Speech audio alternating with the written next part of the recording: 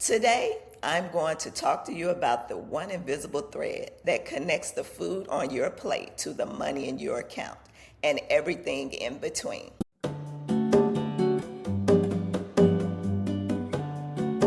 Welcome to Rooted and Rising, where we focus on becoming whole through the mind, body, and spirit together.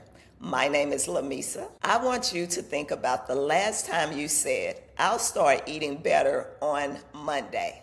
Now, I want you to think about the last time you said, I'll start saving money when things calm down. Here's what nobody tells you about discipline. It's not a character trait, it's a skill.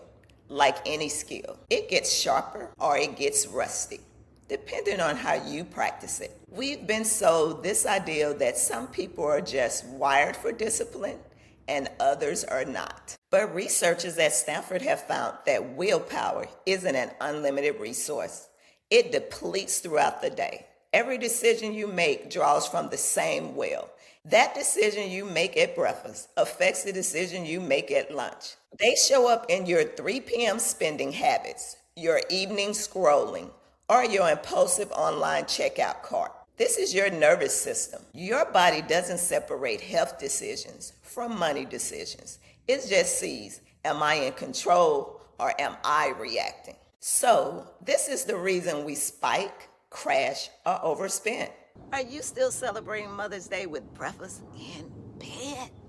How would you feel about adding to your tradition?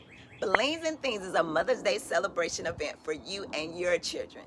On May 9th from 11 to 2, we'll have live music and dancing, mommy and me photos, bingo, spoken word, a raffle, treats and refreshment, and more so you could have some quality time with your kids and other moms. Tickets for you and your children to Bling and Things at Rancho 181 are available now. Click the link to grab your tickets while you can. They're only on sale till May 3rd. When you eat a meal high in refined sugar or processed carbs, your blood sugar spikes, you feel a rush, and then about 90 minutes later you crash. And in that crash, your brain is in a stress state. Cortisol rises. The part of your brain that handles long-term thinking, impulse control, and rational decision making goes quiet. And your limbic system, the part that just wants relief, gets louder. So you reach for something, a snack, a purchase, because your brain is chemically asking for a shortcut back to baseline. The state of your body creates the condition for your choices. And most of us has never connected those two things. We can't talk about food or money without talking about feelings. I didn't grow up in a household where food was neutral. Food was love. Food was community. In some households, food was scarcity. But we've all experienced food as reward, punishment, celebration, and our comfort. By the time we're adults, our relationship with food is loaded with meaning we didn't consciously choose. Same with money, same exact dynamics. People who grew up in financially unstable homes often develop one of two patterns, excess or hemorrhaging. Either they grip money so tightly it becomes anxiety, or they spend it the moment they get it because some part of them doesn't believe it's safe to hold on to.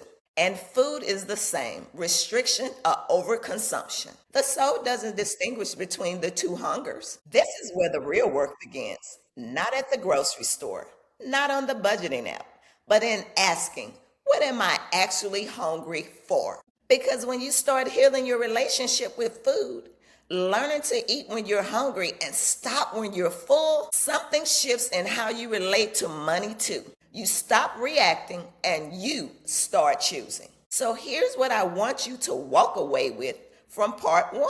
Discipline is not a punishment. It's not forcing your way through a salad. It's building a relationship with yourself, your hunger, your energy, your choices. That is rooted in the trust instead of fear. And when you build that with food, your brain literally learns a new pattern, a pattern of I see what I want, I consider it, I choose intentionally. The path doesn't stay at the dinner table. It follows you to your debit card, to your negotiating table, to every corner of your financial life. If this conversation is landing for you, share it with someone who needs to hear it. And I'll see you in part two, where we talk about brain patterns and finances. And we'll see you next time on Rooted and Rising.